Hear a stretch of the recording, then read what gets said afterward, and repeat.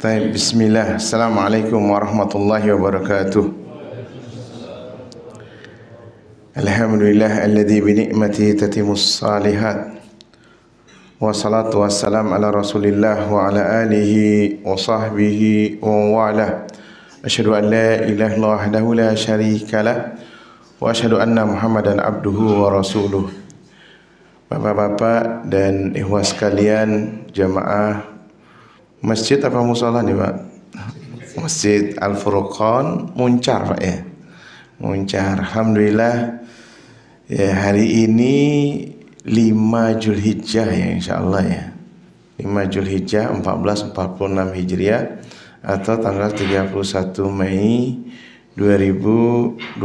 Alhamdulillah kita semua diberikan kesehatan dan kesempatan oleh Allah sama-sama ibadah salat maghrib berjamaah. Kemudian jangan lupa ini, saya selalu mengingatkan ini. Kemudian juga masuk i'tikaf, karena kita lagi ta'lim. Ya, lagi ta'lim, niatkan juga i'tikaf. Ini ta'lim dan i'tikaf. Kemudian ini juga merupakan awal bulan Zulhijjah. Ini awal bulan Zulhijjah itu hari-hari yang sangat dicintai oleh Allah Subhanahu wa taala. Bila mana amal saleh dikerjakan pada hari itu, ya, itu dilipat gandakan pahalanya oleh Allah Subhanahu wa taala. Kita berharap ini menjadi pemberat timbangan amalan kita. Ya, insyaallah mudah-mudahan seperti itu diterima oleh Allah Subhanahu wa taala. Kemudian ikhwah sekalian, rahimani rahimakumullah. Salawat dan salam kita limpahkan pada junjungan Nabi kita Nabi Muhammad SAW beserta keluarga beliau, kaum kerabatnya serta sahabat-sahabatnya. Ya, tema yang diberikan oleh EO pas ini tanya yang safari dakwah ini ya, yang menangani safari dakwah ini, yaitu tentang bagaimana Ahlussunnah menyikapi ya, fitnah di akhir zaman ini. Jadi ada hadis ya. Ini hadis ini masyhur ya. Jadi diriwayatkan oleh Imam Bukhari ya, Sahih Bukhari ini. Kemudian dari Sa'ad bin Abi Waqqas ya, radhiyallahu anhu. Barakallahu fiik, masyaallah. Jazakumullahu khairan. Ya. Kata rawi dari Sa'ad ini, Sa'ad bin Abi Waqqas ini mengajarkan putra-putrinya. Beliau punya putra-putri ada 31, Pak. Putranya 17, putrinya 14. Antum berapa, Pak? Ada yang jomblo lagi. Ada yang belum nikah. Jadi ya, kata tabi'in yang meriwayatkan dari beliau ini, beliau seperti mengajarkan putra-putrinya itu tulis menulis ya, tulis menulis. Jadi sampai semuanya hafal nih, itu doa. Jadi karena memang ya, karena Nabi SAW kata beliau, Nabi dulu yu'allimna ha'ula'il kalimat. Jadi ya, mengajarkan ya, beberapa doa. Kalimatnya maksudnya berupa doa nih. Kama nu'allimul kitabah, seperti mengajarkan tulis menulis. Jadi tulis ya, seperti menulis tuh. Apa doa ini ya, Allahumma inni a'udzubika minal buhli. Ya Allah ya, aku berlindung kepada Engkau ya Allah sifat bakhil ya. Sifat bakhil ini kikir ya, kata Allah di surah Muhammad, wa may yabhal fa innama yabhalu an nafsi. Siapa yang kikir sebenarnya dia tidak kikir pada siapa-siapa, dia kikir pada dirinya sendiri. Dan kikir ini adalah sifatnya orang munafik ya, sifatnya orang munafik ya. Allah membagi 3 karakter manusia ya, mukmin, kafir, munafik. Apa tujuannya dibagi? Kafir alhamdulillah sudah tidak kita. Mudah-mudahan kita mati dalam keadaan Islam. Ya, mudah-mudahan kita mati. Tapi masalahnya, apakah kita sudah mukmin? Itu jadi masalah. Bagaimana yang mudah? Yaitu kita keluar daripada sifat nifak. Yang paling mudah itu keluar daripada sifat nifak. Ya, supaya tidak panjang-panjang, nanti insya Allah kita akan bahas di lain waktu ini. Apa salah satu sifat nifak itu? Sifat nifak itu salah satunya adalah kikir, pelit, dan suka menunda waktu. Gak menunda waktu. Disebutkan oleh Allah di surah Al-Munafikun. Wa anfiqu mimma razaqnakum min qabli ayyatiya ahadakumul maut fayaqula rabbi laula akhartani ila ajalin qarib fa asaddaqu aku minas salihin. Allah disuruh infaklah, ya, infakkanlah apa yang kami karuniakan kepada kalian. Jangan sampai di antara kalian ketika nazak sakaratul maut kemudian dia berdoa meminta kepada Allah, ya Allah panjangkan umurku sebentar saja, aku ingin sedekah supaya aku termasuk orang yang soleh. Ya, orang yang soleh. Berarti apa? Orang munafik di sini sifatnya pelit dan suka menunda-nunda amal kebaikan. Kita harus keluar dari situ, Pak.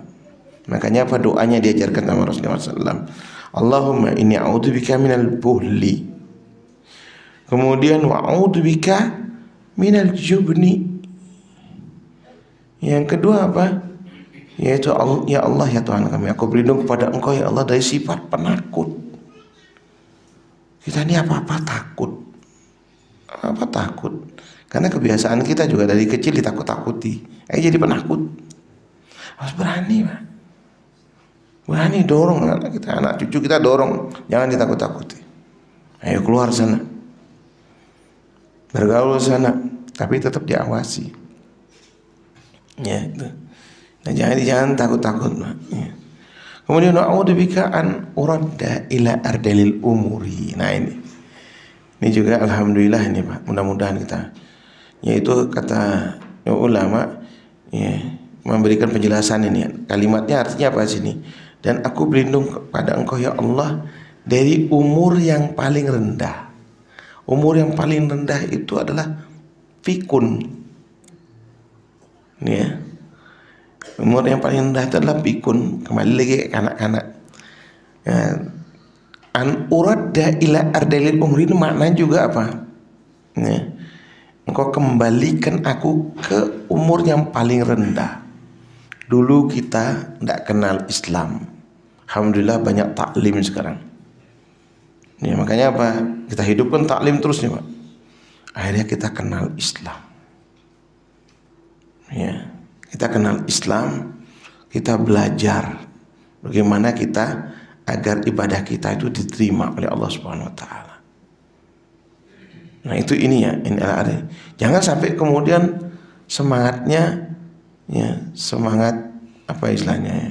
Bahasanya kok enggak enak ya bahasanya itu. Hangat-hangat tai ayam nih. Itu aja ini semangat di awal nanti turun ini. Ya. Tapi kita harus terus ini. Kita hidupkan semua. Makanya tadi sama anak sering jalan-jalan sama teman-teman ini, keliling-keliling. Ini berapa ada masjid di sini? Kita harus punya peta dakwah, Pak. Ya. Jadi berapa ya umat Islam jumlahnya? Ya, kita harus tahu wilayah kita. Berapa sudah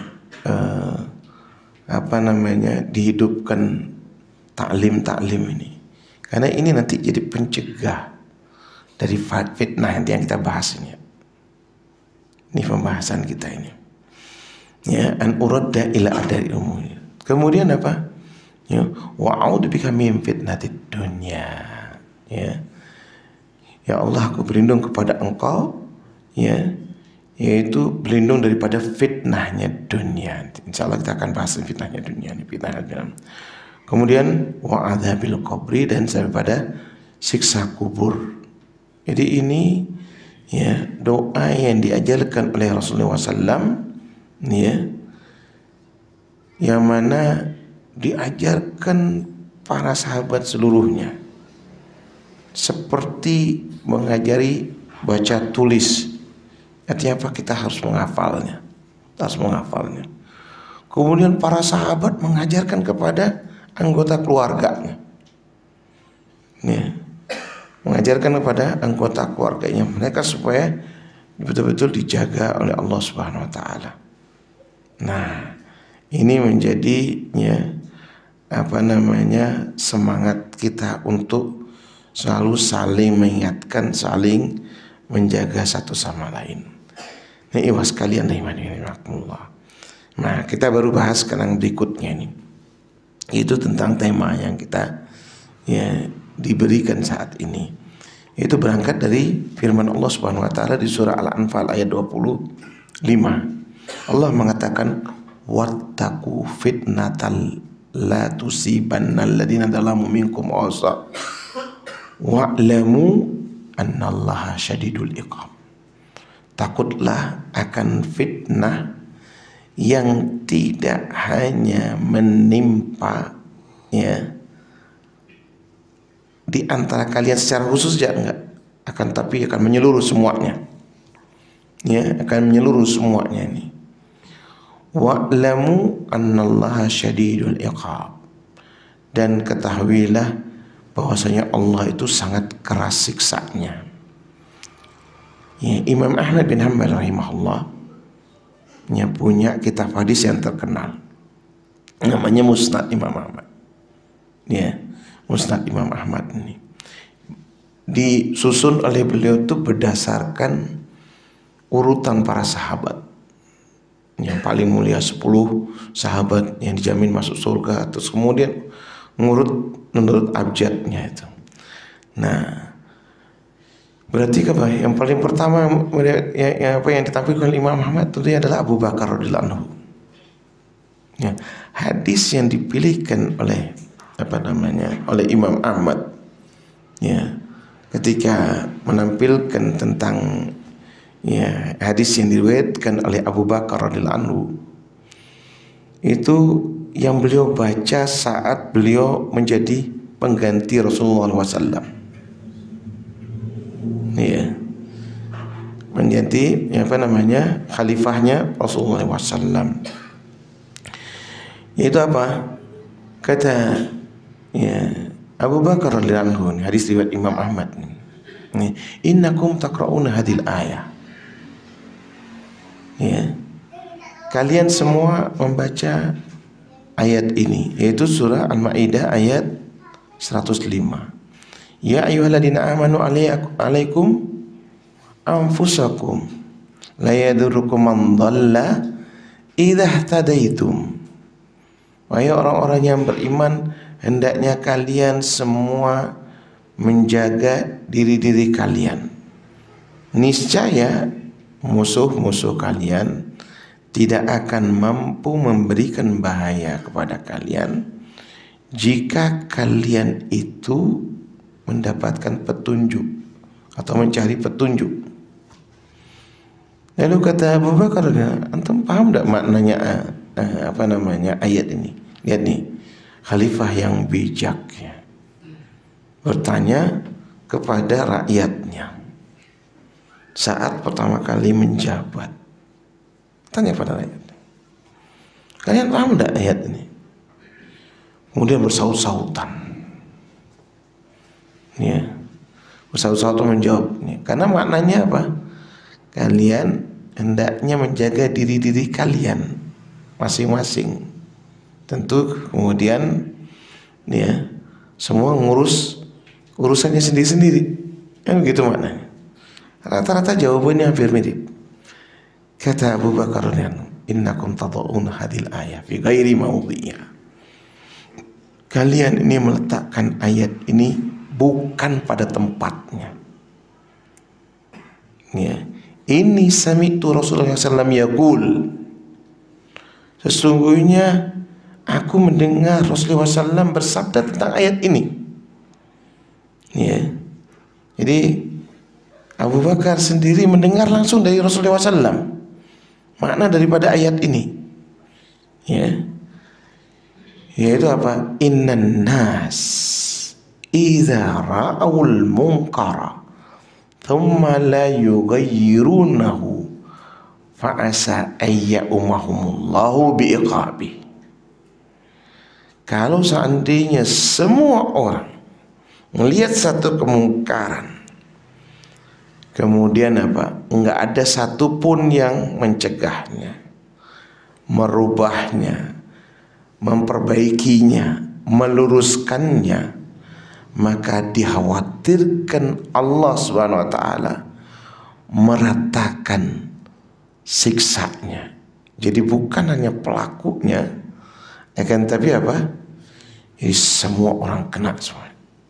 Nah sudahlah, itu bukan urusan saya, ya, itu kan urusan masing-masing. Ini keliru, khawatir, ya, kata Rasulullah SAW, semua kan. Dalam hadis yang lain maknanya kita ini bernegara, ya, negara ini wilayahnya yang luas, kemudian bermasyarakat, wilayahnya mulai mengecil ini, kemudian ya tambah kecil lagi, mungkin berkomunitas, ya, dalam satu lembaga, tambah kecil lagi, yaitu berkeluarga. Itu ibaratnya seperti di dalam, ya, ini makna hadisnya, yaitu seperti ibaratnya dalam sebuah kapal yang besar, ya, kan ada di dalam kapal tuh ada, ya, anak buah kapalnya itu, ABK-nya itu. Ya kalau seandainya yang di atas, ya, tidak mau mensuplai makanan atau membantu di bawahnya, ini masih yang di bawah kapal ini bisa marah ini. Kalau satu orang saja melubangi kapal ini, satu orang saja, ya, merusak kapal itu, maka apa yang terjadi? Tenggelam seluruhnya. Ya, hadis yang lain itu maknanya seperti itu. Maka kita harus saling menjaga satu sama lain. Tidak boleh kita membiarkan. Ya. Apalagi sekarang ini, ya, banyak sekali para ulama yang sudah meninggal. Ya, kata Rasulullah SAW nanti Innallaha la yantaziul ilma intiza'an. Ini illa biqabdil ulama hatta lam yubqa, ya, lam yubqi aliman, sampai kemudian, ya, sesungguhnya Allah tidak akan mengangkat ilmu ini dengan sebenar-benarnya dari muka bumi ini, kecuali dengan mematikan para ulama. Matikan, kadang-kadang ulama-ulama kita sudah mulai habis, ya, ulama-ulama yang sunnah, yang benar-benar yang mengajak kita kembali kepada Al-Quran dan hadis yang sesuai dengan pemahaman yang benar, atau mulai habis. Hatta lam yubqi aliman, sampai kemudian nggak ada lagi orang alim. Fatah dan nas ru'usan juhalan, lalu orang-orang mengangkat pemimpin-pemimpin, para ulama, ya, yang bodoh, yang pandir, yang bodoh-bodoh. Kemudian fasu'ilu, ya, kemudian ditanya masalah apanya, fa'aftau bi ghairi ilmin, lalu dijawab, ya, tanpa dasar ilmu, fadhallu wa adhallu, dia sendiri sesat, kemudian dia menyesatkan, ya, dia menyesatkan ini.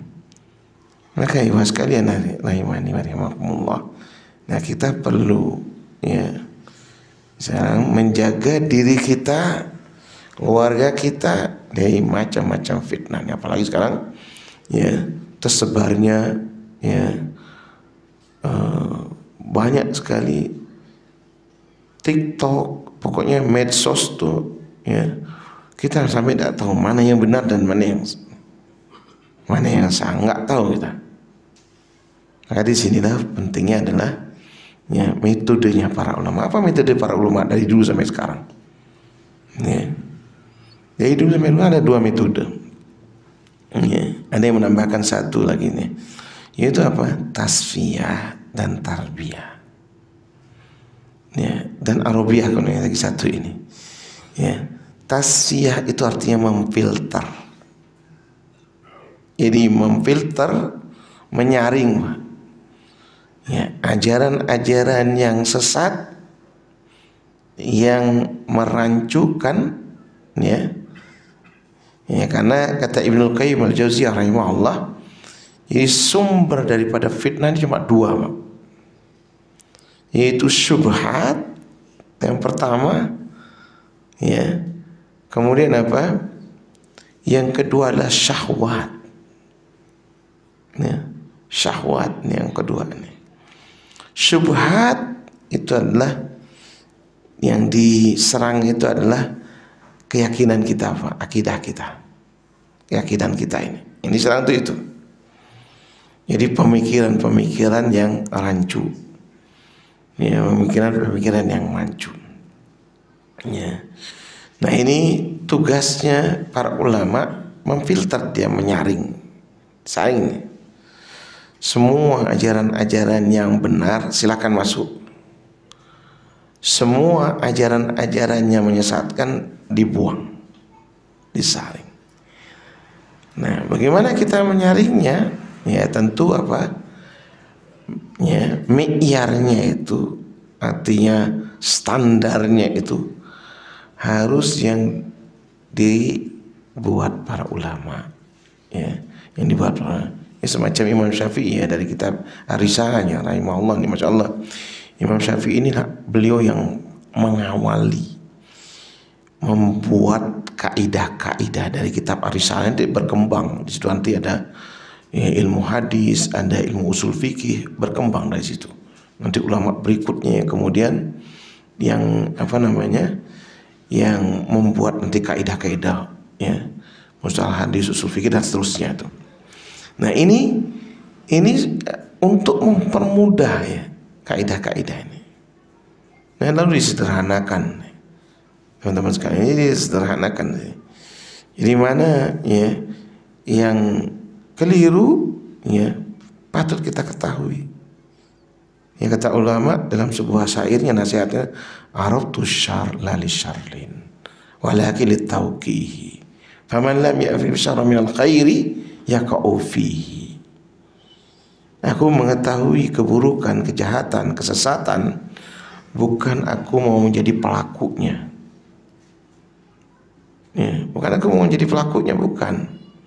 Tapi untuk apa? Jaga-jaga. Ya, siapa yang tidak mengetahui, tidak bisa membedakan mana yang benar dan mana yang salah, ya, dikhawatirkan dia terjerumus pada kesesatan. Khawatir kita dulu. Makanya apa? Kita perlu rujuk datang. Makanya kata Muhammad ibn Sirin, ya, rahimahullah, ini dinukil oleh Imam Tirmidzi dalam Al-Ilalnya. Kitab Ilal ini artinya, ya, kitab yang hadis yang ada penyakitnya. Di Imam Tirmidzi itu masya Allah nih, beliau muridnya Imam Bukhari yang jenius juga. Jadi punya kitab namanya Ilal. Di mukaddimahnya itu menukil, ya, menukil dari guru-guru sebelumnya, ya, adalah Muhammad bin Sirin. Ya, dulu kata Imam bin Sirin, masih banyak sahabat, kami gampanglah untuk memilah dan memilih. Banyak sahabat, masih tanya sama sahabat langsung, tapi sahabat udah pada meninggal semuanya, habis nih generasinya. Nah, muncul generasi berikutnya tabiin. Nah, di sini baru muncul lagi, ya, muncul apa? Banyak, ya, paham-paham yang aneh. Karena memang apa? Karena itu tantangannya, ya, tantangannya Islam ini terus akan diserang, ya, diserang terus dari berbagai macam sisi, serang terus. Maka apa kata Muhammad ibn Sirin? Kalau kami ketahui itu dari Ahlus Sunnah, kami ambil hadisnya. Jadi dipilah-pilih, dipilah dan dipilih, ya. Tapi kalau Ahlul Bid'ah, kami tinggalkan hadisnya. Lalu keluar ucapan di ujungnya paling, inna hadzal ilma dinun fanduru amman ta'hudu dinakum. ilmu mengetahui latar belakang guru, ya, para ulama, para ustadz itu adalah bagian daripada agama. Oleh sebab itu apa? Kalian harus melihat kalian tuh berguru sama siapa? Berguru sama siapa? Mengambil ilmunya tuh berguru sama siapa? Alhamdulillah. Jadi Allah Subhanahu wa taala, ya, menjaga agama ini dengan, ya, menggerakkan para inna nahnu nazzalna dzikra wa inna lahu lahafizun. Kami menurunkan adzikra ini, Al-Quran ini, dan hadis ini, wahyu ini. Kami pula menjaganya. Menjaganya bagaimana? Yaitu digerakkan para ulama dari kalangan sahabat, ya, kemudian generasi berikutnya tabi'in, kemudian generasi berikutnya tabi'ut tabi'in, kemudian generasi berikutnya syekh sampai syekh, ya, muharris sampai muharrijnya. Ini generasi dari generasi sampai kemudian ada penulis hadisnya. Itu dari generasi ke generasi kemudian ditulis, ya, semua ajaran daripada Rasulullah SAW, sehingga terjaga sampai sekarang. Alhamdulillah sekarang ini nggak seperti dulu, ya, kita perlu bawa kitab. Sekarang alhamdulillah, karena, ya, lupa ingat hadis, Anda cuma buka hanya dalam hitungan detik saja. Detik sudah langsung ada hadis ini. Kita dulu pernah hafal, buka langsung kitabnya langsung dimunculkan. Dijaga, tapi apa? Ini perlu bimbingan. Ya, kalau kita tidak punya latar belakang seperti itu, kita akan ngawur percaya. Karena banyak sekali. Di mana ngambilnya sekarang? Nah ini teman-teman sekalian, ini pentingnya kita untuk filter. Jadi dari mana kita belajar, siapa guru-guru kita, ya, maka teman-teman sekalian ini perlu kita mengenalkan, ya. Barakallahu fikum, ya, anak diundang kemari ini, alhamdulillah. Jadi kita kenal sih, ya, kan kita tidak bisa undangan terus-terusan, ya, karena nanti yang diurus di Bali siapa yang ngurus, wah. Makanya kita harus bersinergi terus begitu, ya, karena ya sekarang, ya, keliling, banyak keliling, ya, banyak keliling. Jadi kita kemarin sama Ustaz Wujud, sama Ustaz Abu Qatada, sama Ustaz Ali Samudi di Selo antara Gunung Merapi dengan Gunung Merbabu itu. Nah itu ini, ya, kita biasa keliling seperti itu, tapi kita ingin menghidupkan, karena kenal beberapa ustadz di sini. Nah bagaimana caranya? Nah ini penting, Pak, ya, untuk saling menjaga satu sama lain. Yaitu tadi, ya, kita kata Ibnu Qayyim, yaitu pina syubhat ini. Syubhat ini kerancuan, ya. Afwan, tadi metodenya tadi setelah tasfiyah baru dia tarbiyah. Nah ini tarbiyah ini artinya mendidik. Nah apa yang perlu dididik? Yaitu semua ilmu-ilmu dasar. Nah, agama ini cuma lepas dari 3, Pak. Hadis Jibril itu, yaitu Islam, iman, dan ihsan. Ya. Islam itu rukun Islam yang 5. Seluruh, ya, syariat, undang-undang, muamalah itu. Makanya di buku fikih itu mesti ada apa? Fikih ibadah, fikih muamalah. Baru untuk melihat Bulughul Maram, fikih ibadah, fikih muamalah. 4 atau 5, Pak. Mesti itu, coba antum lihat. Perhatikan aja nih. Ini tentu gunanya di tarbiyah, Pak. Ya. Itu semua ibadah ini, sebenarnya semua yang berhubungan dengan Islam.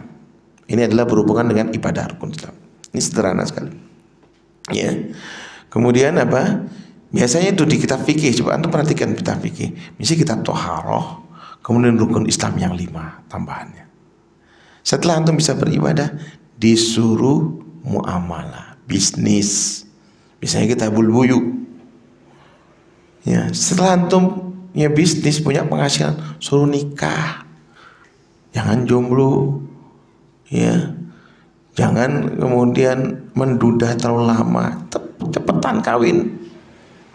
Jadi jangan sampai lama-lama, Pak. Kenapa itu ini ya sudah. Makanya ada kitab munakahat.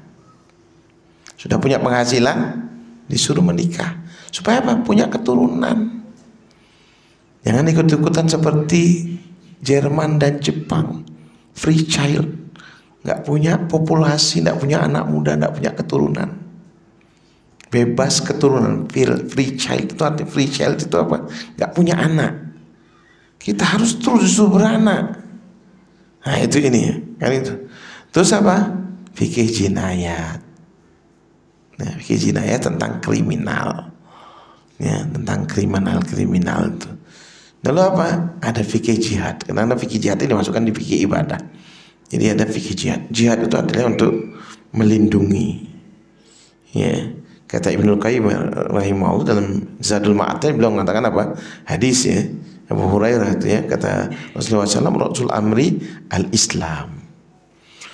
Seluruh daripada ini kepala urusan ini kembalinya ke Islam. Belajar Islam. Belajar Islam, Pak. Islam yang benar tuh harus dipelajari sekarang. Ringkasnya antum rukun Islam itu aja amalkan. Ya, 2 kalimat syahadat. Apa maksudnya 2 kalimat syahadat ini? Yaitu apa? Yaitu syahadat kepada Allah. Berarti apa? Ibadah kita harus ikhlas karena Allah. Syahadat kepada Nabi kita, Nabi Muhammad SAW. Ya, yaitu apa? Ibadah kita harus sesuai dengan ajaran Rasulullah SAW. Ini syarat diterimanya. Syahadat kepada Allah, baca Quran, zikir kepada Allah, doa kepada Allah Subhanahu wa taala. Syahadat kepada Nabi yaitu apa? Belajari hadis-hadisnya, belajari kemudian biografi beliau, keturunannya. Jangan lupa salawat kepada Nabi. Yang kedua apa? Rukun Islam ini. Rukun ini sholat. Kita kalau sudah umur 40 tahun ke atas, Pak, usahakan jangan kurang dari 40 rakaat sholat itu. 40 tahun masih sholatnya pas-pasan. Ya, kita nggak tahu karena awal lumai wasabu yaumal qiyamah, kata Rasulullah SAW, yang pertama kali dihisab di hari kiamat adalah salah. Ya, salatnya kita. Ya, kata Allah Subhanahu wa taala, kita dilapori oleh para malaikat. Ya Allah, si fulan sholatnya kurang bolong-bolong ya Allah. Kata Allah, lihat sunnah-sunnahnya. Berarti apa? Yang dilihat kuantitas, berapa banyak kita sholat, bukan hanya kualitas saja. Ya, itu sholatnya tidak kurang dari 40 rakaat. Bagaimana 40 rakaat? 17 rakaat di masjid. Ya, sholat lainnya berapa? 11 rakaat. 17 tambah 11 berapa? 28. 17 tambah 11 28, Pak. Terus kemudian rawatibnya berapa? 12 rakaat, 40 sudah. Antum setiap masuk masjid tahiyatul masjid 2 rakaat, 2 rakaat, 2 rakaat, 5 kali 50. Ya, harus sudah dirubah, Pak. Jadi Isra Mi'raj itu bukan nyari telur. Biasanya rebutan telur tuh. Ya. Jadi bukan itu jadi anak ketika disuruh ngisi Isra Mi'raj, oke, boleh. Tapi apa yang kita pelajari? Kenapa kita pelajari? Dia satu-satunya ibadah yang Allah ajarkan langsung kepada Nabi kita, Nabi Muhammad SAW. Ya, langsung, tidak melalui malaikat Jibril, sholat. Diajarkan apa? Waktunya, caranya, bacaannya, jenisnya, semua yang diajarkan. Yang wajib, yang sunnah itu jenisnya itu. Ya, nah itu ini. Jadi tidak kurang dari itu. Ya, itu satu kebanyakan. Belajarlah minimal 1 bulan 1 hari 40 rakaat. Terutama nih sekarang ini di awal-awal bulan Dzulhijjah. Antum sendiri yang nulis, saya hari ini berapa rakaat ya sholatnya. Ya, itu harus hitung ini. Kemudian apa? Ya, yaitu ya ini saya takut nyaplir, tapi tidak apa-apa ya nyaplir ya nanti. Ya, yaitu apa? Tentang habis sholat apa? Zakat, ibadah harta. Ya, ibadah harta ini berapa banyak kita, terutama nanti di bulan Dzulhijjah ini. Ada apa? Ada kambing, Pak. Ya, ada kambing, itu kurban ibadah harta ini. Jadi ibadah harta ini kan ada 4, Pak, jiswab disingkatnya. Ya, zakat, infak, sodakoh, dan wakaf. Yang paling rendah itu adalah infak, nafkah. Bisa jadi dia orang kaya tapi miskin karena uangnya tidak keluar dari keluarganya. Nah, ini dia miskin ini. Dia hanya bisa nafkahi anak istrinya. Sodakoh ini udah mulai cerdas nih. Itu bisa saja orang nggak punya duit tapi dia berusaha untuk bersodakoh. Dia ingin bekalnya dia. Dia ingin jadikan sodakohnya sebagai umpan untuk memancing rezeki. Kemudian zakat. Nah, zakat ini baru yang sudah orang kaya. Karena duitnya sudah 85 gram emas. Kalau 85 gram emas itu apa namanya? Itu harganya sekarang 2 juta, berarti 170 juta dia.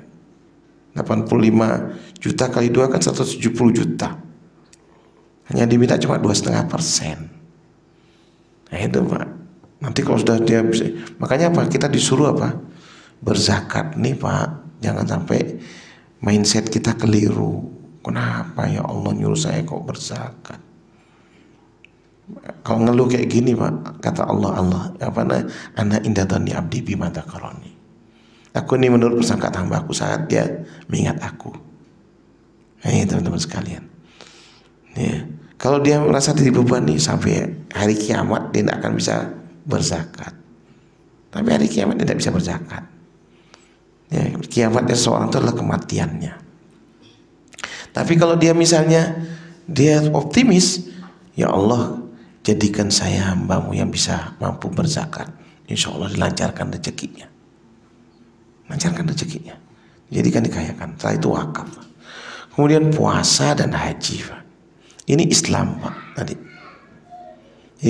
Kemudian belajar apa? Tentang fikih muamalah. Fikih muamalah macam-macam, Pak. Antum yang sini tadi Pak Hari cerita banyak pertanian. Belajar tentang pertanian, Pak. Ya, boleh antum datangkan pakarnya seperti Pak Muhammad Iqbal misalnya. Dia punya iGrow itu. Yang antum cari di yang anak-anak muda itu iGrow itu. Itu bagaimana itu memanfaatkan lahan. Ya. Konsepnya apa? Konsep yang ada di surah Abasa wa tawalla. Falyanzuril insanu ila ta'ami anna sababna al-ma'a sabba. Itu. Konsepnya di situ, Pak. Ya. Itu bagaimana kita menanam, memanfaatkan lahan yang subur di kita ini. Jangan sampai ada lahan mangkrak. Ini kebanyakan kita ini ya abai terhadap ini, terutama tanah-tanah wakafnya masjid.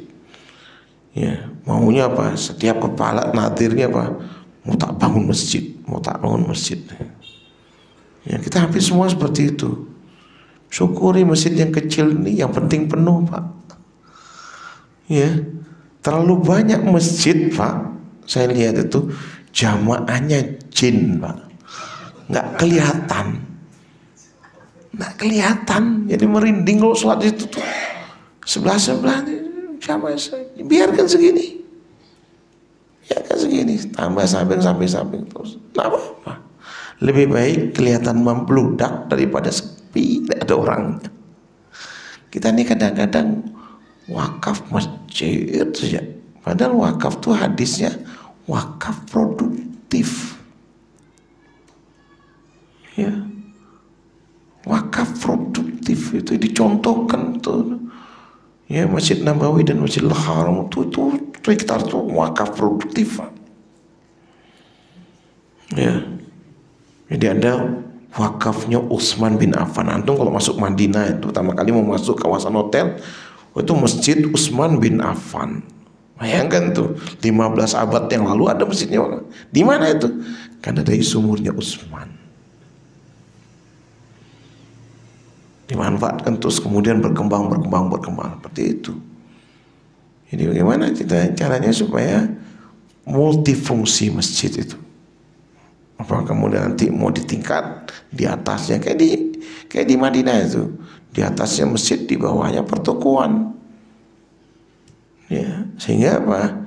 Jadi ada hidup dia. Jadi tidak ngencreng ke pinggir-pinggir jalan, ngecleng apa namanya itu, terus begitu aja nih, nggak berkembang-kembang karena kita mikiri kayak gitu caranya. Karena fikih muamalah nggak dipelajari, nggak habis-habis belajar itu. Ini dia jadi bisnis. Rasulullah SAW jago bisnis lah. Ya.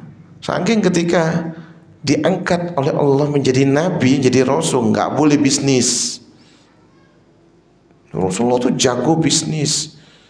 Ya, antum kira Rasulullah SAW miskin? Kayaknya jago. Belasan tahun sudah dilatih oleh pamannya Abu Thalib, jago bisnis. Sehingga melamar Khadijah itu bukan seperangkat alat sholat. Antum menghina Rasul apa? Oh, yang dilamar nih janda kaya Pak. Ya, sehingga Rasulullah SAW harus juga menunjukkan kekuatannya. Begitu ininya. Ini Pak, ini ya. Jadi termotivasi dari itu. Ini sudah ada nih. Belum kan? Ya. Sama-sama. Kemudian Pak, ya. Yang berikutnya apa?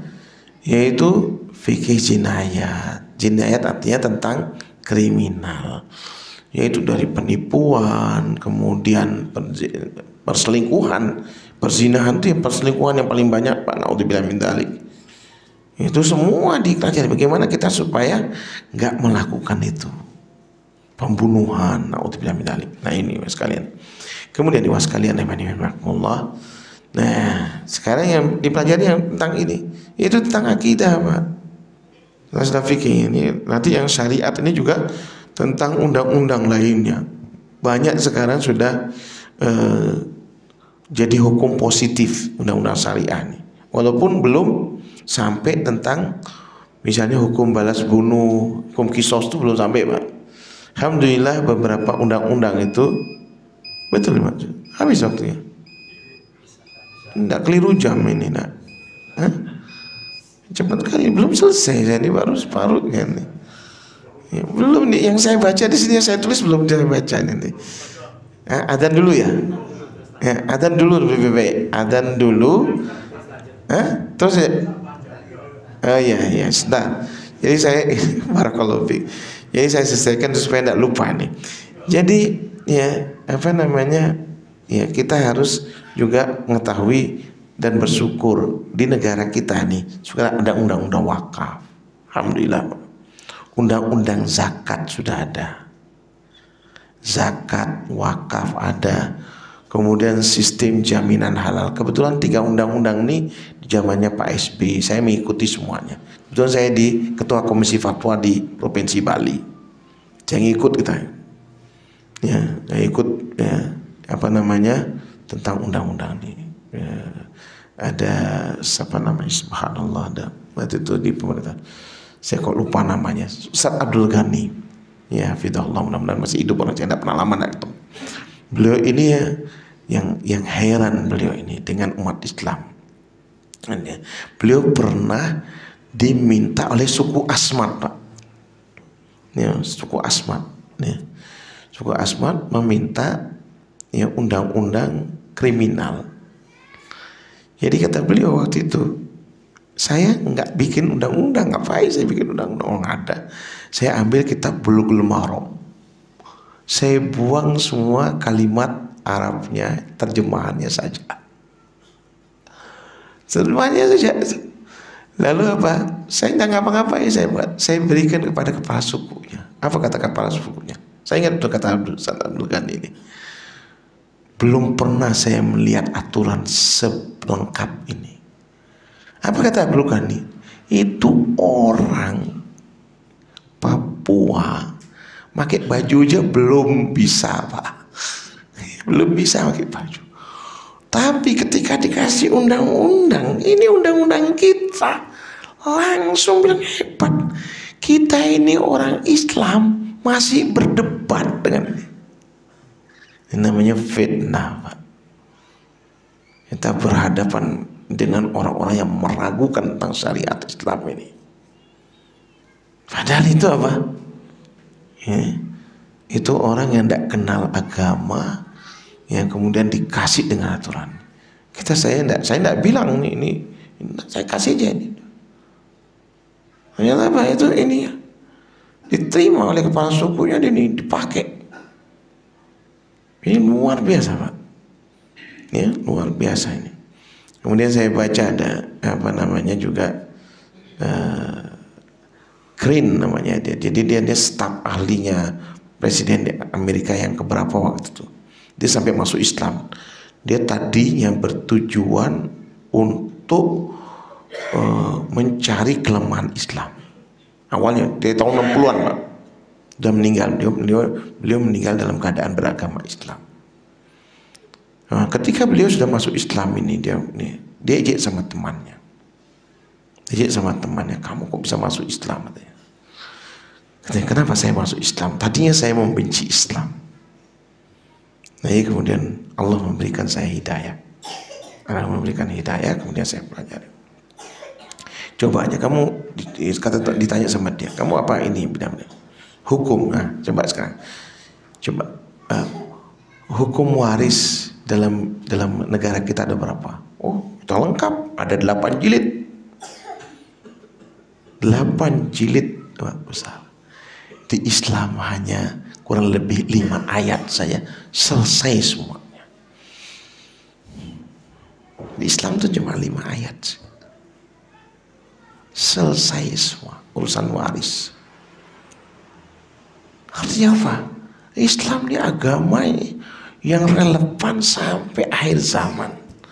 Cuma masalahnya adalah fitnahnya ini. Insya Allah kita akan bahas pada pada adzan ya, sebelum adzan. Adzan dulu nanti kita ini. Barakallahu fikum wa jazakumullahu khairah. Kita akhiri dulu sebentar, break dulu, adzan dulu, kemudian kita lanjutkan. Ya, baik. Bismillah, alhamdulillah, wassalatu wassalamu ala rasulillah wa ala alihi wa sahbihi wa wala. Amma ba'd, sekalian ya. Jadi tadi ini ya berkenaan dengan rukun Islam. Nah, sekarang yang berkenaan dengan rukun iman ini. Ini yang berhubungan dengan akidah. Ini semua yang berhubungan dengan rukun iman ini ya. Karena dia nggak bisa dilihat, Pak. Jadi bisa kemudian ya, iman itu diucapkan dengan lisan ya, qaul lisan, dibenarkan dengan hati, tasdik bil qalbi ya, wa amalul bil arkan, diamalkan dengan anggota tubuh kita ya, yazid bil ta'ah. Ada 5 komponen ini, Pak ya. Bertambah dengan ketaatan, wa yanqus bil maksiyah, dia berkurang dengan kemaksiatan. Ya, dari beriman kepada Allah. Nanti kita akan ya, pembahasan garis besarnya tentang adanya Allah Subhanahu wa taala.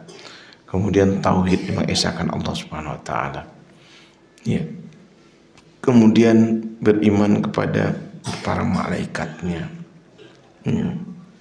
Agar kita ini punya rasa malu. Ya, ada para malaikat di sekitar kita menjadi saksi kita. Kemudian beriman kepada kitab-kitabnya, agar kita belajar dengan ya, kembali kepada Al-Quran dan hadis. Ya, beriman kepada para rasulnya, Nabi kita Nabi Muhammad SAW misalnya, Nabi Ibrahim alaihissalam, seperti sekarang yang bakal ibadah-ibadah yang kita lakukan ini adalah syariat mengqoblana, syariat yang ditetapkan kepada sebelum umat Muhammad, tapi ditetapkan oleh Allah melalui Rasulullah SAW menjadi syariat kita, yaitu ibadah kurban dan haji. Kemudian apa? Beriman kepada hari akhir, supaya kita apa? Termotivasi untuk membawa bekal. Ini orientasi kita, hidup kita itu untuk bawa bekal ke akhirat. Fatazawwadu fa inna khairaz zadi at-taqwa. Bekal kita untuk ini. Ya. Jangan kan ulamanya Abu Hurairah saja radhiyallahu anhu ketika mau meninggal beliau menangis. Mayubiki ya Abu Hurairah. Kenapa kau menangis ya Abu Hurairah? Padahal semua kita ini murid antum. Abu Hurairah banyak meriwayatkan hadis. Ya, 5.374 hadis itu dari beliau hadisnya. Beliau paling dekat sama Rasulullah SAW dan mengamalkan apa yang ini. Masih nangis. Sudah, apa kau takut mati? Enggak takut mati aku nih. Cuma ya abki ya libuk disafar wakilatul zat. Karena jauhnya perjalanan menuju Allah Subhanahu wa taala. Sementara aku sedikit sekali bawa bekal.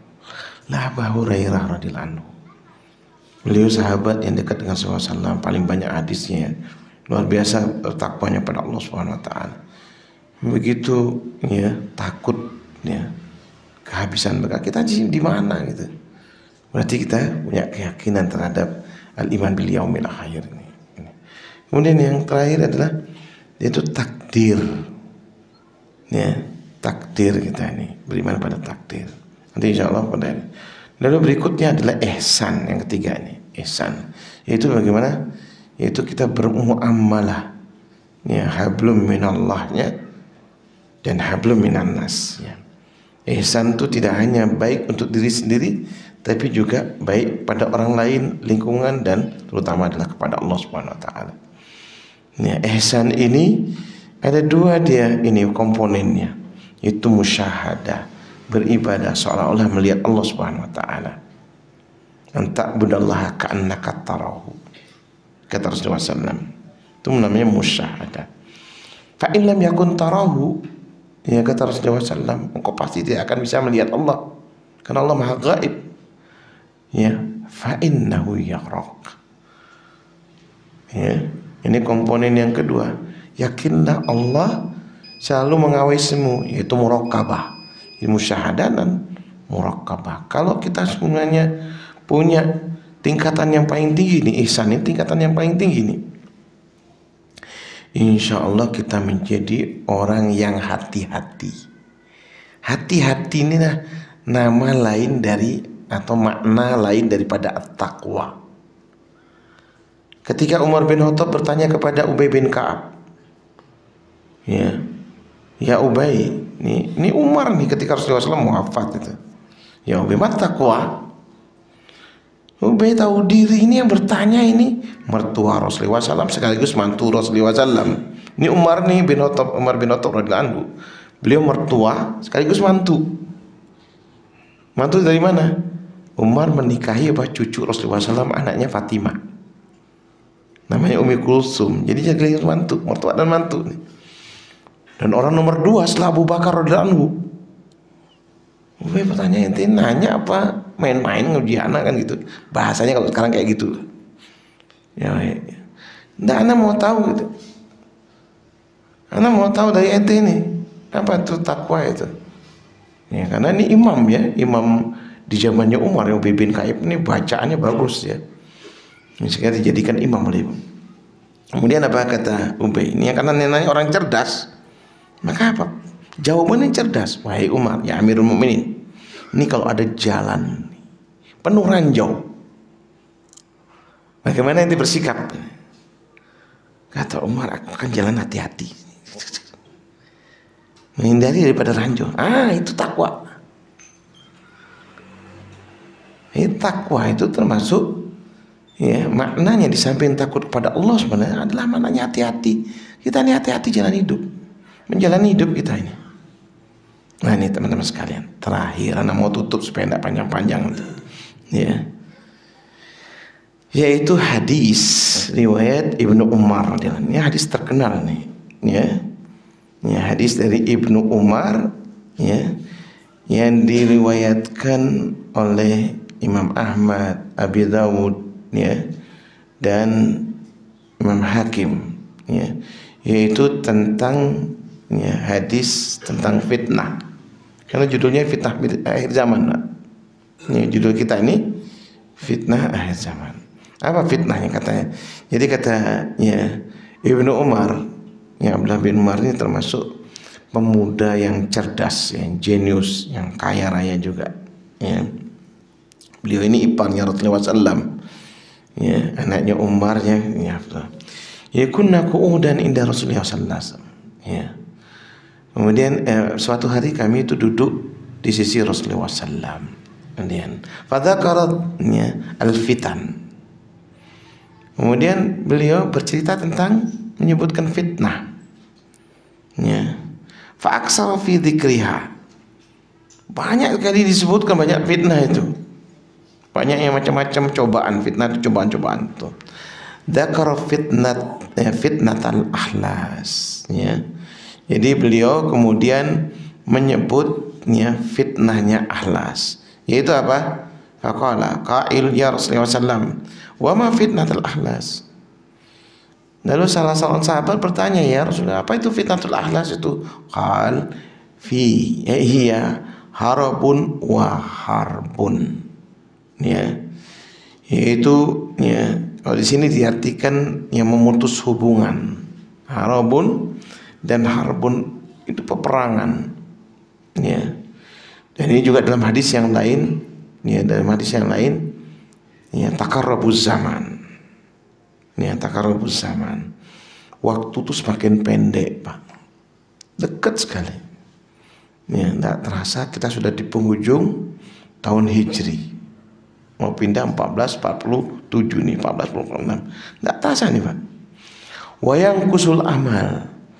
Ya. Yaitu berkurangnya amalan-amalan. Makanya Pak antum, nah ini biasakan semuanya, termasuk anaknya. Jadi kita ini setiap pagi, Pak, habis subuh apa doa kita? Doanya setelah kita dzikir itu, Allahumma inni as'aluka ilman nafi'a wa rizqan thayyibah wa amalan mutaqabbala.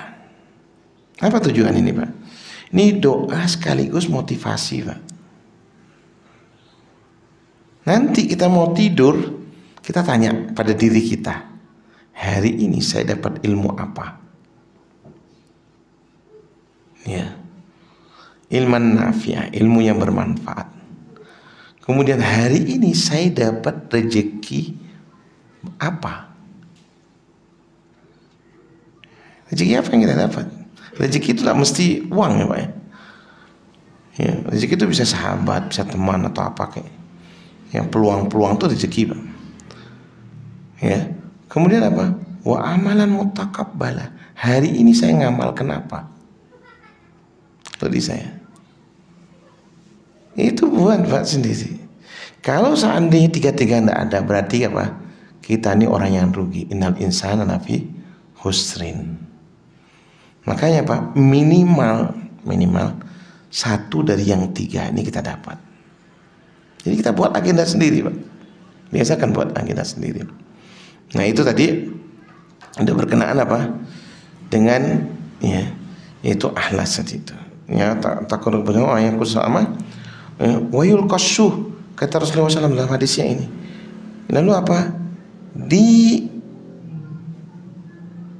Diberikan penyakit asyuh. Syuh itu artinya kikir bahil tadi itu, makanya ini. Maknanya ini, syuh itu artinya cuek. Terserah mau makan, mau enggak, tetangganya terserah kita. Anak tetangga kita mau rusak atau enggak, terserah. Makanya kata itu apa namanya? Kata Abu Bakar ketika ini, kalau kita biarkan, hati-hati, Pak. Ya. Jadi kita harus juga peduli semuanya. Ya. Sehingga apa? Wayak surul harju habis itu. Setelah syuh, kemudian al-harju, banyaknya kekacau balauan. Al-harju juga kalimat yang baru ketika itu. Sahabat, qalu amal harju ya Rasulullah. Apa yang disebut dengan al-harju itu ya Rasulullah? Al-qatlu. Banyaknya pembunuhan. Ya, na'udzubillah min dzalik, karena ya kadang-kadang takut juga ya, kita takut juga. Ya kemarin ada berita di ini, saya baca di ini. Ya, di Google tuh ada koran tuh,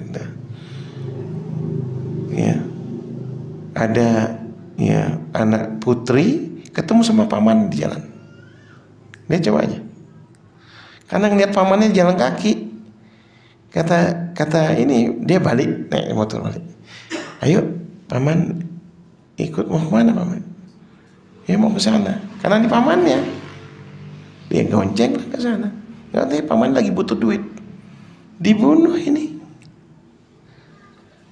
Diambil motornya, diambil banyak, tahu, dia nggak tahu sama yang ini. Pak yang bunuh pamannya sendiri. Hanya kan tidak punya duit itu. Ya, Pak. Jadi artinya al-hajju itu al-qatlu apa? Jangan sampai ada kesenjangan sosial. Kalau ada kesenjangan sosial, Pak, akan terjadi apa? Kecemburuan sosial. Kalau sudah ada kecemburuan sosial, berarti apa? Ada keresahan di masyarakat. Kalau sudah ada keresahan apa? Akan ada kerusuhan. Kalau ada kerusuhan, pasti kemudian akan ada kekacaubaluan. Bahkan ada pembunuhan-pembunuhan. Makanya ini yang di dunia ahlasnya, kata Rasulullah. Lalu fitnah yang kedua, ya, kata Rasulullah melanjutkan, semua fitnah itu sarra. Ya. Kemudian fitnahnya namanya sarra. Ya. Fitnah sarra ini, yaitu apa? Dahinuha min tahti qadamayya. Rajulun min ahli baiti yaz'umu minni. Ya. Sumbernya sarra itu artinya fitnah kesenangan dan kemakmuran. Sumber asapnya berasal dari dua kakiku nih. Ada orang mengaku keturunanku nih. Sekarang lagi rame ya. Ya lagi rame ini. Padahal dia bukan keturunan, ngaku-ngaku aja. Ya, sehingga dia ngarang-ngarang hadis, ngarang-ngarang ini macam-macam itu. Ya. Nah, itu ini ya. Padahal dia sama sekali bukan bagian dariku. Ya, karena apa kata Rasulullah SAW? Wa inna ma'auliya'i al-muttaqun. Jadi wali-waliku kata Rasulullah SAW yaitu orang-orang yang bertakwa. Ala inna auliya Allahi ya la khaufun alaihim wa lahum yahzanun alladzina amanu wa kanu yattaqun. Ketahuilah bahwasanya wali-wali Allah itu tidak takut dan tidak bersedih hati. Yaitu siapa mereka? Mereka orang-orang beriman dan dia bertakwa nih. Tsumma yastalihun nas ala rajulin kawarasi ala dil'in. Ya, kemudian manusia berdamai dengan mengangkat seorang laki-laki sebagai pemimpin mereka seperti pangkal paha yang menempel di atas tulang rusuk. Ini artinya apa? Saruk nih. Banyak kita punya kekayaan, kebahagiaan, akhirnya kemakmuran jadi fitnah. Orang lupa nih. Lalu yang berikutnya fitnah duhaima. Ya. Apa kata Rasulullah misalnya? Semua fitnah itu duhaima. La tad'u ahadun min hadhihi ummah illa latamahu latmah. Enggak ada orang dari umatku ini kecuali apa kena tamparannya. Kena tamparannya. Ya. Wa idza qila inqadat. Kemudian ada yang mengatakan sudah selesai fitnah, tidak ada nih. Ini keliru ini. Ya, tamadat yusbihu rajulu fiha mu'minan wa yumsi kafira. Paginya orang itu beriman, sorenya jadi kafir. Ya. Hatta yasir nas ila ya kustatain ya. Sampai akhirnya akhirnya manusia terbagi menjadi dua kelompok. Ya. Yaitu kelompok orang yang beriman yang tidak ada kemunafikan sedikit pun di antara mereka dan kelompok munafik. Pak, ini yang tadi di awal saya bilang. Yaitu apa? Manusia itu dibagi tiga karakter: beriman, kafir, dan munafik. Beriman ini syarat banyak sekali beriman tuh. Alladzina yu'minuna bil ghaib, ya. Kemudian mendirikan sholat, kemudian dia berinfak semua, we. Tapi yang jelas tuh sifat munafik itu ada tiga. Jadi orang beriman itu 5 ayat. Di surah Al-Baqarah itu 20 ayat. Di awal surah Al-Baqarah 5 ayat untuk orang mukmin, 2 ayat untuk orang kafir, 13 ayat untuk orang munafik. Nah, kita bagaimana supaya jadi beriman? Hilangkan sifat munafik kita. Sifat munafik kita ini kalau yang di surah Al-Baqarah ini sifatnya normatif, susah sekali, Pak. Tapi disebutkan oleh Allah yang jelas, yang nampak. Apa sifatnya orang munafik yang nampak? Itu nanti di surah An-Nisa ayat 143. Innal munafikin yuhadi'una Allah wa huwa khadi'uhum. Orang munafik itu penipu, Pak. Pengkhianat dan penipu orang munafik itu. Padahal dia suka menipu Allah, Allah balik dia menipu diri sendiri. Enggak ada yang ditipu kecuali menipu Allah, nipu di sendiri dia. Kemudian apa? Ya, wa idza qamu ila shalah qamu kusala. Sifat yang kedua apa? Orang munafik itu malas sholat. Terutama apa? Sholat apa yang paling malas? Kata Rasulullah SAW, inna askala sholatin lil munafikin sholat isya wa subihin fi jamaatin. Sesungguhnya sholat yang paling berat untuk orang munafik apa? Sholat isya dan subuh berjamaah di masjid. La ya'lamu ma fihima, kalau seandainya mereka mengetahui keutamaannya sholat subuh, sholat isya dan subuh di masjid, la atauhuma walau kana habwa, dia akan berusaha ke masjid walaupun dengan cara merangkak. Itu orang munafik, Pak. Nah ini ya. Kayak apa? Kita lihat. Kemudian apa sifat munafik? Yuraunan nas. Ya, ria. Kalau sekarang suka pasang status foto Ustadz Fauzi. Antum di mana antum ini? Tidak ikut pengajian? Ngapain teh pengumuman? Anak ikut pengajian nih, yang gitu. Jangan suka pasang status, Pak. Ya, mau sholat subuh, ayo ke masjid. Di grup ngomong begitu, tidak perlu, Pak. Itu urusan masing-masing. Nggak usah laporan sama teman-teman kita di grup, nggak perlu. Nggak perlu. Itu ibadah tuh rahasia kita sama Allah. Nggak ada yang tahu kecuali kita sama Allah. Cukup. Kemudian apa? Sifat yang keempat munafik, ayat di ayat ini, wala yadhkurunallaha illa qalila. Sedikit berzikir, Pak. Itu orang munafik itu sedikit kali zikirnya. Maka kita harus banyak berzikir. Zikir, Pak, yang cepat nih, saya ajarkan yang cepat nih. Ini mudah-mudahan saya selalu mengajarkan, kalau tempat baru saya selalu mengajarkan. Lihat, Pak, zikir itu, Pak, ya, ba'da sholat itu cuma 3 menit, makanya lihat waktu, Pak. Kalau teman-teman NU dia sampai 8 menit. Ya. Ya, teman-teman kita yang NU itu sampai 8 menit. Kita cuma 3 menit. Dari istighfar sampai an-nas itu 3 menit. Ya, itu biasanya yang lama apa, Pak? Zikir yang biasa subhanallah, alhamdulillah, Allahu akbar, kan itu. Kita menggunakan caranya apa? Cara yang paling mudah dan yang paling cepat. Jadi apa? Ya. Satu jari ini 7 kali, Pak. 7 kali 4 28. Jempol 5 kali. 5 kali. Bagaimana cara menghitungnya? Itu 1 2 3 4 5 6 7. 7. Kalau kita membacanya subhanallah walhamdulillah Allahu akbar. Subhanallah walhamdulillah Allahu akbar. Subhanallah walhamdulillah. Subhanallah walhamdulillah. Subhanallah walhamdulillah Allahu akbar. Subhanallah walhamdulillah. Subhanallah walhamdulillah. Ini kita sudah membaca apa? Subhanallah walhamdulillah Allahu akbar. 3 sudah kita baca. Antum coba praktekkan dengan membaca sendiri-sendiri. Ini lebih khusyuk, lebih tenang. Kemudian apa? 28 kali tambah 5, 33 kali. Tutup dengan la ilaha illallah wahdahu la syarika lah, lahul mulku wa lahul hamdu wa huwa ala kulli syai'in qadir. Tutup dengan itu menjadi 100. Subhanallah, apa pahalanya, Pak? Kalau seandainya kalian membawa ya, dosa sebanyak pasir di bumi, satu riwayat lagi awan di langit, satu riwayat lagi buih di lautan, Allah akan ampuni dosanya. Hanya membaca kurang dari 1 menit. Caranya, Pak. Siapa yang ngajar? Rasulullah ngajarkan pakai tangan kanan, tidak pakai tangan kiri. Tangan kiri untuk cebok, Pak, tangan kanan. Rasulullah, coba aja. Mesti sunnah itu mudah, bid'ah itu susah. Mesti, Pak. Setiap yang namanya sunnah itu mudah. Pokoknya apa yang diajarkan Nabi kita pasti mudah. La yukallifullahu nafsan illa wus'aha. Ya, kenapa? Karena Allah sudah mengatakan, aku tidak akan memberatkan hamba-Ku kecuali yang dia mampu. Nah, terakhir, Pak.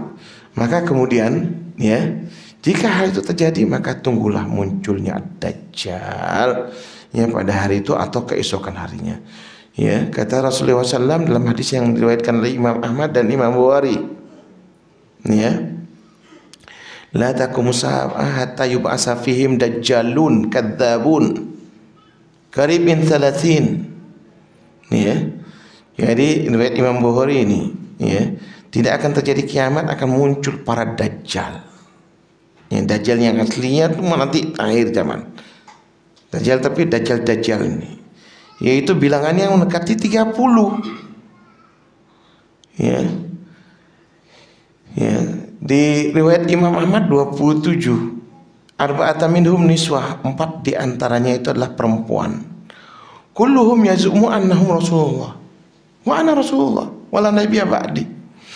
Ya, setiap mereka mengaku aku adalah utusan Allah. Ini nabi-nabi palsu, Pak. Ya. Dan aku adalah Rasulullah SAW, tidak ada nabi setelahku. Ya, kalau ada nabi setelahku, lakana Umar, kata Rasulnya. Dalam hadis yang lain, kalau ada nabi setelahku, laukana nabi ba'di, lakana Umar bin Khattab yang pantas jadi nabi Islam. Tidak ada lagi nabi. Semuanya adalah para dajjal. Maka terakhir Bapak-bapak dan ibu sekalian, rahimakumullah, ya kita berdoa tadi seperti yang diajarkan oleh Rasulullah SAW, yaitu min fitnatid dunya. Ya, saya baru hanya membahas tentang fitnahnya syubhat tadi itu. Fitnahnya syahwat, yaitu tentang 3 ta itu, ya, tahta, harta dan wanita, yaitu syahwat. Nanti insya Allah kita akan bahas pada pertemuan-pertemuan yang akan datang. Mudah-mudahan kita semua diberikan kesehatan, ya, kemudian kesempatan untuk beribadah, selalu mendekatkan diri kepada Allah Subhanahu wa taala. Demikian barangkali kurang lebihnya minta maaf. Subhanakallahumma wa bihamdika asyhadu an la ilaha illa anta astaghfiruka wa atubu ilaik. Assalamualaikum warahmatullahi wabarakatuh.